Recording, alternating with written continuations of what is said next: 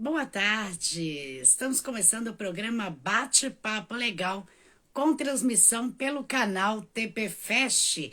Hoje a entrevista é pelos espaços jurídicos com a advogada a doutora Poliana Beyoncé sobre o tema suspensão do direito de dirigir, regras e consequência.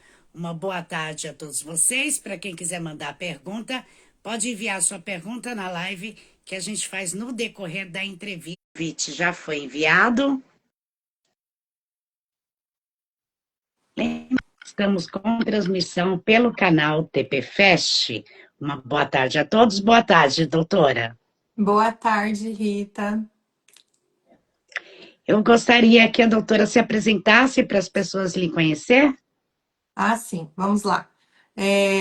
Meu nome é Poliana Benhossi Prieto, eu sou advogada há mais de 10 anos e atuo exclusivamente com a área de trânsito, né? Então, hoje eu faço tanto a parte administrativa quanto a parte judicial aí para motorista, condutores. Doutora, eu já começo a perguntar quais foram as alterações que teve na legislação de trânsito sobre infração autossuspensiva. Tá, só para a gente reforçar, a infração autossuspensiva é aquela que já tem por si só a penalidade de suspensão. Então já vai ser instaurado aí um processo de suspensão. Então, como que era antes da alteração da lei e como que é agora, né?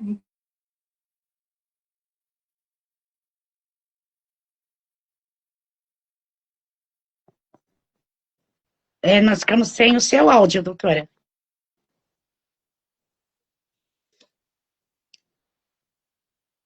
O Detran depois era comunicado para instaurar o processo de suspensão.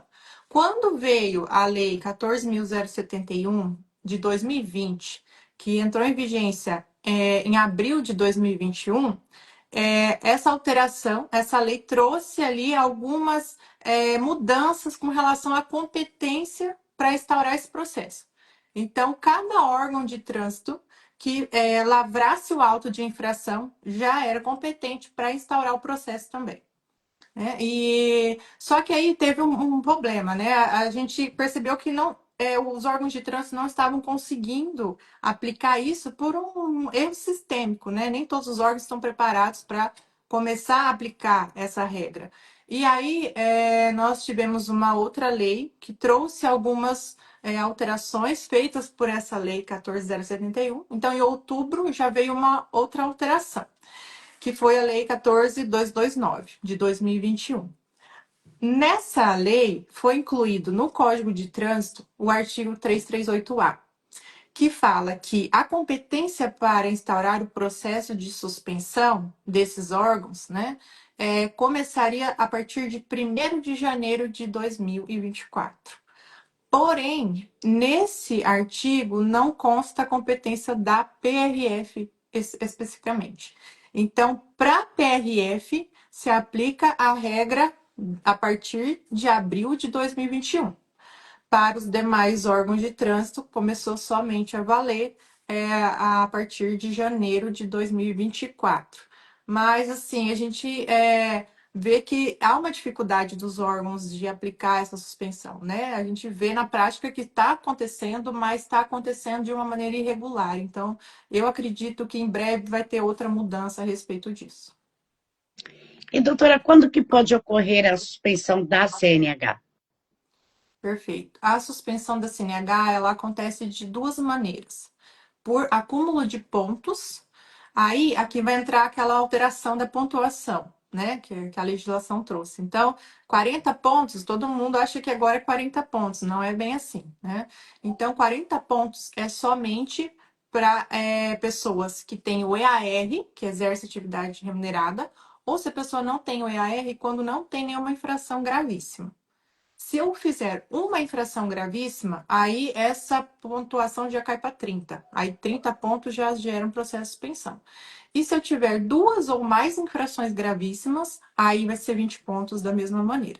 E a segunda opção seria as infrações autossuspensivas, né? Que aí a gente tem o exemplo aqui, dirigir sob influência de álcool, recusar, né, a submeter ao teste, a andar acima da velocidade, acima de 50% permitido da via, são infrações que por si só já gera aí a suspensão do direito de dirigir. E, doutora, qual o prazo que o órgão de trânsito tem para notificar o condutor? E é obrigatória essa notificação? Olha, o prazo é 30 dias para expedir a notificação. Então, existe essa palavra expedir, o que muita gente acha que eu tenho que ser notificada dentro dos 30 dias, que não é verdade. Então, se o órgão de trânsito expedir, que é mandar por correio, por exemplo, dentro desses 30 dias, está ok. Mesmo que eu receba a notificação na minha residência fora desses 30 dias. Tá? Então, é obrigatório, sim, essa notificação. São duas notificações obrigatórias. Então, tanto da multa como do processo de suspensão e cassação, todos os condutores, proprietários, têm direito à dupla notificação. Isso tem até uma súmula do STJ que fala sobre isso, né? Então, é obrigatória essa dupla notificação sob pena de nulidade, porque o órgão tem que dar ao condutor o direito de defesa, né? Então, é obrigatório, sim. Então, são duas notificações, primeira da multa e depois da suspensão, Não, primeiro separadamente. a multa tem duas notificações da multa, depois vem a suspensão também, duas notificações da suspensão, que é a chamada notificação da autuação, para que o condutor tenha ciência que foi autuado, e se for uma infração de competência de responsabilidade do condutor, ele pode indicar o condutor, porque às vezes não foi a pessoa que fez a multa, a infração, né? E aí depois vem a outra notificação, que chama notificação da penalidade, que é quando já vem aí com o código de barra para fazer o pagamento da infração. Isso também acontece na suspensão, mas não tem pagamento, né? A pessoa vai ter que cumprir a suspensão. E a partir do recebimento da notificação, o que é necessário ser feito, doutora, a partir daí? Bom, eu sempre oriento a pessoa verificar essa notificação se está tudo certo, né? Então, ela pode pagar ou ela pode recorrer se ela achar que existe uma injustiça ali naquela notificação, né? É importante também ressaltar que se você recorrer, você não é obrigado a pagar, você pode pagar depois, né? Ah, mas e se eu paguei e eu quero recorrer? Aí você pode recorrer também, o pagamento não impede o recurso, e você pode depois pedir a restituição do valor, caso você já tenha feito o pagamento. E é possível entrar com um processo de anulação da suspensão da CNH ou diminuição da penalidade? Olha, a anulação é possível, tá? Mas a diminuição da penalidade não, porque ela já tem ali um prazo específico, né? Por exemplo, a dirigir sob influência de álcool. A penalidade que a lei prevê é 12 meses. Então, não existe essa possibilidade de reduzir essa penalidade. E em quais situações é melhor não entrar com a defesa e já iniciar o processo do período de suspensão? Perfeito. Aí vai depender muito, Rita, da situação da pessoa, né?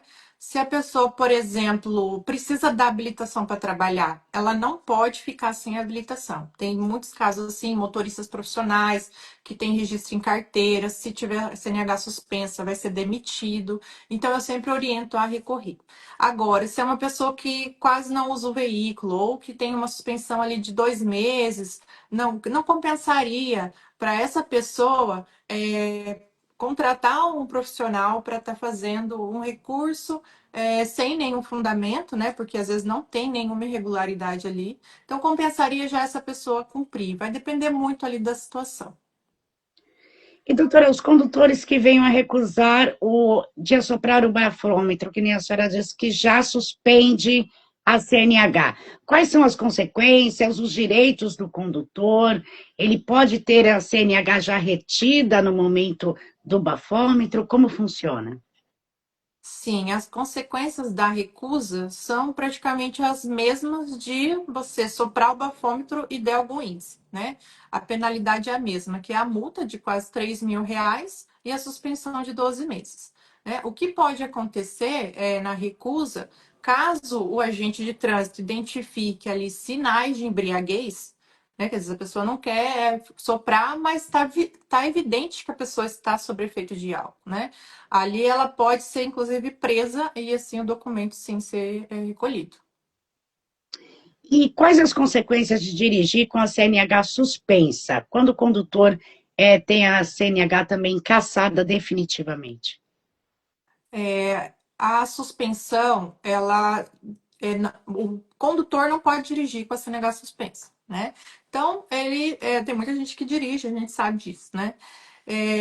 Se for abordado, né, durante o período da penalidade, a pessoa vai ser autuada por dirigir com a CNH suspensa, que é uma infração gravíssima, tem R$ 880 de multa.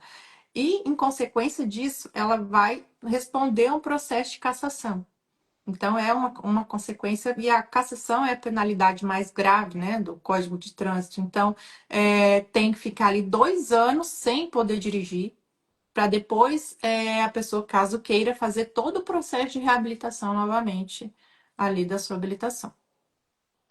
E quando se deve procurar assessoria jurídica de um especialista em trânsito, doutora?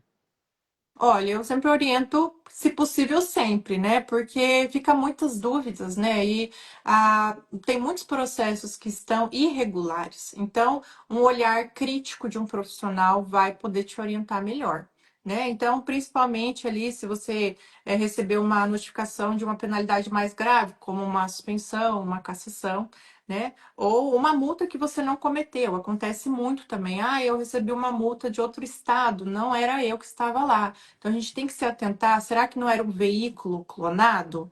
Então, a gente tem que investigar isso para ver se vai valer a pena ou não. E a gente vai para o quadro das perguntas e respostas dos internautas. Eu estou com as perguntas que foram enviadas pelo grupo jurídico, também pelo site, Instagram, Facebook. E eu vou começar com a pergunta do Aguinaldo, aqui de Minas Gerais. O Aguinaldo ele pergunta qual o prazo de suspensão, da suspensão. Ela começa quando o processo inicia ou quando entrega a CNH? O processo de suspensão, ele vai começar automaticamente após o vencimento da última notificação que você recebeu. Então, vou explicar melhor. Tem a notificação da instauração do processo. Você ficou sabendo ali que tem um processo de suspensão. Vamos supor que você não recorreu, tá? Você pode entregar a habilitação.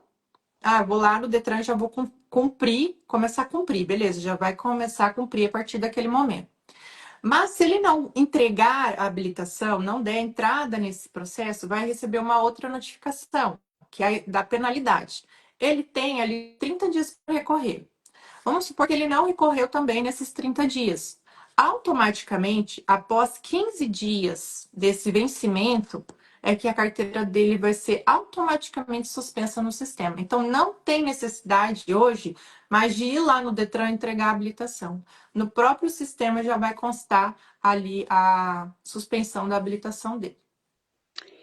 E a gente tem a pergunta da Mônica, que é de Porto Alegre. Ela pergunta se a multa pode prescrever. A multa, ela tem sim um prazo de prescrição, vamos dizer assim, de decadência, né? O pessoal confunde muito a questão, virou o ano, caducou a multa, né? Vamos por esse sentido. Não significa que caducou, tá? Nós temos que ver o que vale para penalidade para incluir na suspensão e tem a questão do pagamento. Então, são duas coisas diferentes. No período de 12 meses, eu posso contabilizar aqueles pontos para instaurar um processo de suspensão. Então, se eu cometi uma infração há 12 meses atrás, só uma infração, 12 meses depois ela não vai poder entrar para um processo de suspensão, se caso eu vim daqui para frente fazer outras multas, né? Mas com relação à pontuação. Agora, com relação ao pagamento, aí também tem 5 anos para que o órgão de trânsito execute você para fazer o pagamento daquele valor. Ele tem que entrar.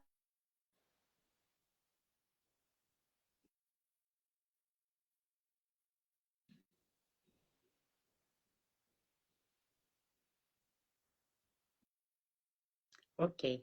E vamos para a pergunta do Rodrigo, que é do Rio de Janeiro. Ele manda: boa tarde, doutora. Quando o condutor paga a multa por excesso de velocidade e não se atenta à penalidade da suspensão, é possível recorrer mesmo após o pagamento?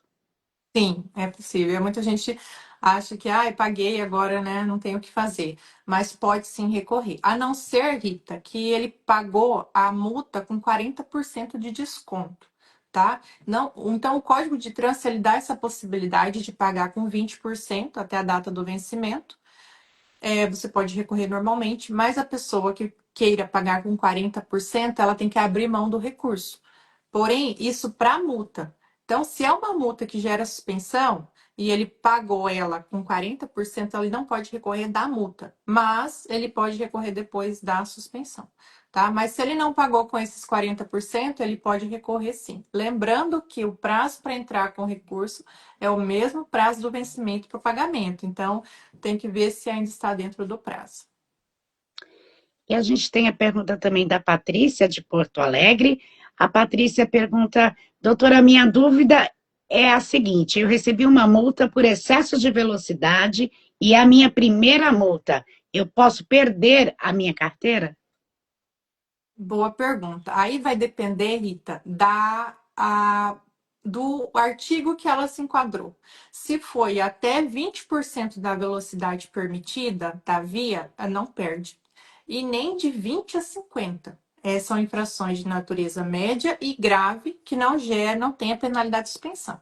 Mas se ela passou acima de 50% da velocidade permitida na via, aí, infelizmente, essa infração vai gerar um processo de suspensão. Mas essa suspensão ela tem um prazo que pode ser de 2 meses a 8 meses. Então, como ela foi a primeira, provavelmente ela vai pegar uma suspensão de 2 meses apenas. E quando tem a carteira suspensa, para reativar a carteira, o que é necessário, doutora? Aí tem que cumprir o período da suspensão pelo tempo que foi determinado, 12 meses, enfim. E após esse prazo, a pessoa tem que fazer a reciclagem, tá? Ou pode procurar uma autoescola, ou pode procurar o próprio Detran. Tem alguns lugares que a pessoa consegue fazer online também. E a gente vai para a pergunta, então, da Carla, que ela é de Varginha, Minas Gerais. Ela perguntou: o processo de suspensão é aberto pelo Detran do estado onde foi emitido a CNH ou pelo estado onde ocorreu a infração? Aí a gente volta naquela primeira pergunta da questão da competência. Porque se o órgão de trânsito que é competente para instaurar é o mesmo que autuou, eu posso deduzir que se eu fui autuado em outro estado, é aquele órgão do outro estado que deve instaurar o processo de suspensão. Né? Então, existe esse conflito aí. O que acontece na prática é o Detran do próprio estado. Mas com relação a isso, aí vão ter que esperar para ver as cenas dos próximos capítulos, porque existe realmente uma irregularidade aí. Doutora, existe uma diferença da notificação ser do DER ou ser da PF? Existe alguma diferença nessas notificações? Não, a notificação ela é aplicada pelo órgão que autuou. Então, se a PRF autuou, a notificação vai vir pela PRF.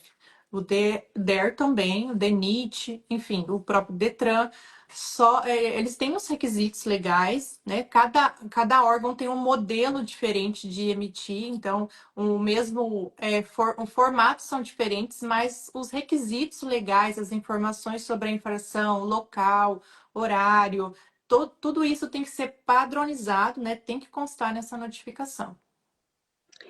E a gente vai para a pergunta do Gustavo, que é de Salvador, Bahia. O Gustavo diz o seguinte: boa tarde, doutora. Recebi uma notificação de suspensão da CNH, mas na consulta do Detran não consta nada. O que eu devo fazer nesse caso?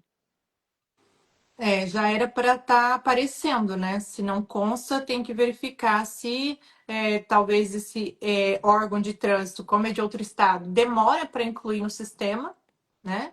Ou se realmente essa notificação foi feita pelo Detran. Aí tem que ver também se não foi por outro órgão, tá? Mas é estranho não aparecer, deveria aparecer sim. Vê também pelo aplicativo, ver se consta alguma coisa. A gente tem a pergunta aqui da Michele. Ela fala: Oi, doutora, a minha tia tem 70 anos e é motorista. Esse processo é o mesmo? É o mesmo.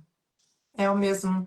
A questão da idade, ela só vai ter que renovar a habilitação com mais frequência, né? Tem um prazo mais reduzido. Mas as regras são iguais para todos. E a gente vai para a pergunta da Márcia. A Márcia é de São Paulo, está pelo site ao vivo com a gente. Ela pergunta: eu gostaria de saber se posso pedir o documento de aferição pelo Inmetro na hora do teste do bafômetro para saber se o aparelho está dentro das normas. Sim, pode. Até a gente orienta essa informação, né? Cadê o equipamento? Qual que é a validade desse equipamento, né? O agente de fiscalização, ele tem essa obrigação de informar, mostrar ali o equipamento que está sendo utilizado. Inclusive, os dados desse equipamento têm que constar no auto de infração. Tanto se a pessoa fez o teste ou se ela recusou. Tem que constar ali o número de série, a marca e o modelo do equipamento. Caso não conste, aí nesse caso cabe a anulação? Sim, é uma nulidade. Aham. E é sempre importante também consultar no site do Inmetro esse equipamento. Lá tem, você digita lá no Google, consulta equipamento, bafômetro, site Inmetro, já vai aparecer lá PSEI e Metro, e você consegue consultar ali com o número de série ou a localidade, né? E ali vai ter as datas de aferição do equipamento, se está dentro da validade ou não. É sempre importante a pessoa acompanhar. E a gente vai então para a pergunta do Pietro, também de São Paulo, pelo site. Ele diz: boa tarde, doutora. Gostaria de saber sobre as penalidades de suspensão da CNH em casos de acidentes de trânsito, quando pode ocorrer? Bom, aí pode ser uma penalidade incluída pela via criminal, tá? Então, se o juiz entender que um processo criminal, o juiz pode suspender, sim, a CNH desse condutor. Mas se for só um sinistro de trânsito, onde não houve vítimas e não houve ali a abordagem, nem nenhum tipo de infração, não vai ser gerado nenhum tipo de suspensão.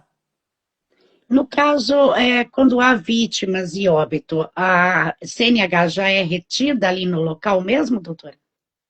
Geralmente vai depender da situação, né? Se for identificado que houve ali uma embriaguez, aí sim esse condutor, inclusive, pode ser levado à delegacia.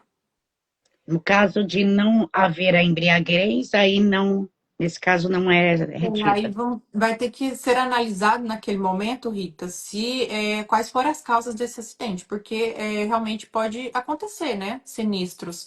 Mas se houve algum crime ali naquele momento de trânsito, aí sim será conduzido à delegacia. E a gente vai para a pergunta da Beatriz, também, que está ao vivo com a gente. Ela é de São Paulo, ela está mandando boa tarde, doutora.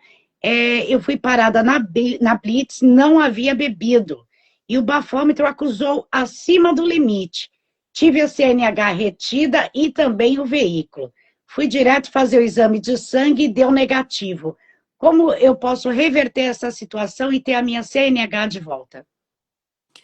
Tá, nesse caso, como ela fez o exame de sangue, é uma contraprova, certo? Então, ela pode apresentar esse exame junto ao recurso e pedir a nulidade desse auto. Agora, tem que saber o porquê que deu, pode ter um falso negativo aí, né? A gente já ouviu falar até que o pão de forma já dá o índice, então, tem realmente alimentos que, quando a gente acaba de ingerir, realmente fica ali com alguns resquícios, né, do hálito que geram realmente um falso positivo. Então, a gente tem que analisar o caso para ver. Mas se ela fez essa contraprova, junta isso no recurso e pede a nulidade do auto de infração. E ela está mandando uma continuação da pergunta. Ela diz que ela trabalha com Uber e ela foi lesada e pergunta se cabe pedido de indenização.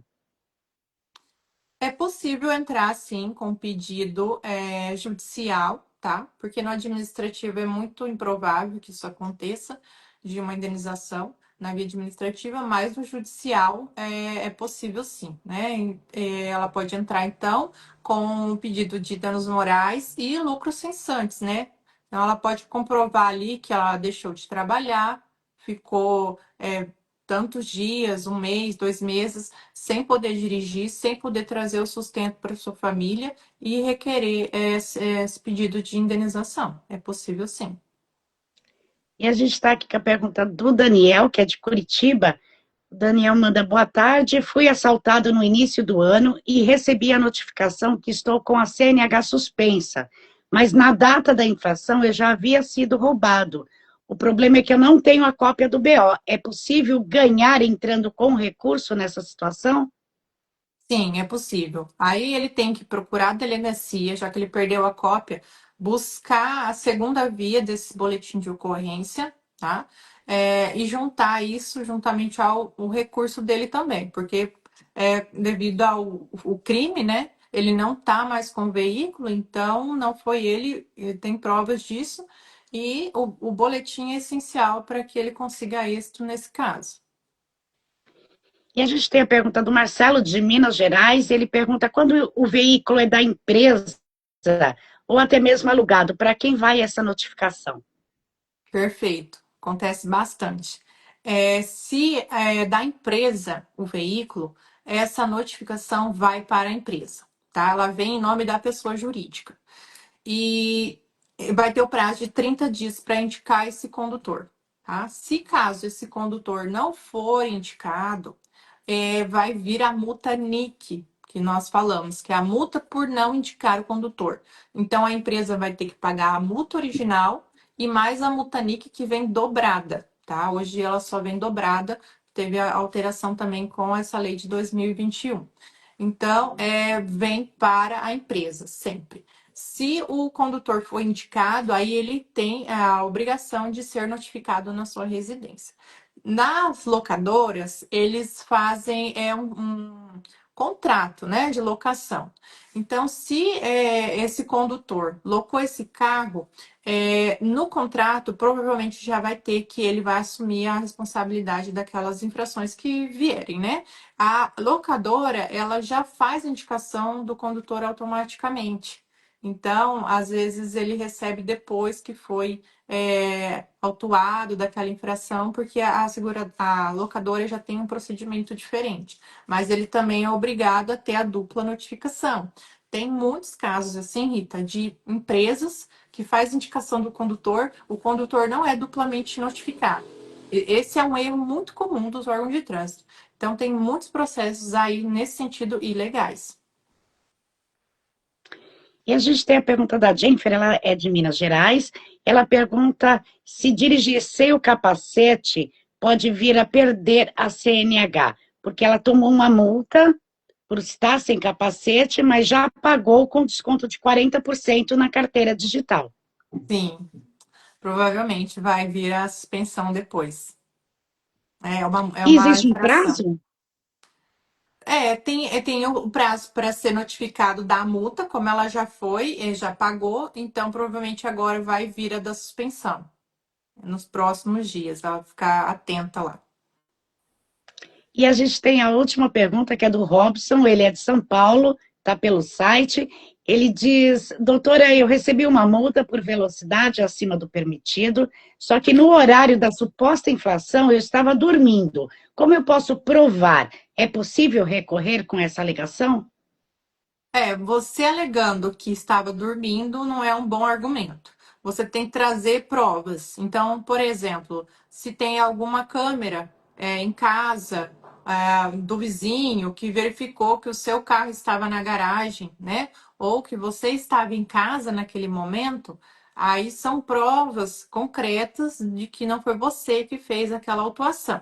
Então, além de provar que eu não estava no local, eu também se possível, provar que a outra pessoa está, o veículo não estava também. Então, eu não entendi se ela emprestou o veículo ou se realmente ela não usou o veículo. Então, tem que ver esses requisitos para a gente ver qual caminho tomar. Mas é sempre importante trazer provas que não estavam no local, ou que estava em outro local, como é a câmera de segurança ali das residências, né? Ok. Doutora, a gente está chegando ao final da entrevista. Eu gostaria que a doutora deixasse os seus contatos, suas redes sociais, para o pessoal acompanhar suas dicas, esclarecimentos. Como pode estar fazendo? Sim, o Instagram e as redes sociais são @poliana com Y, Benhossi. E tem o site também, que é Poliana Benhossi, .adv.br. E tem o link na bio também para entrar em contato comigo. E, doutora, faltou a gente falar algo que a doutora gostaria de estar acrescentando sobre o tema?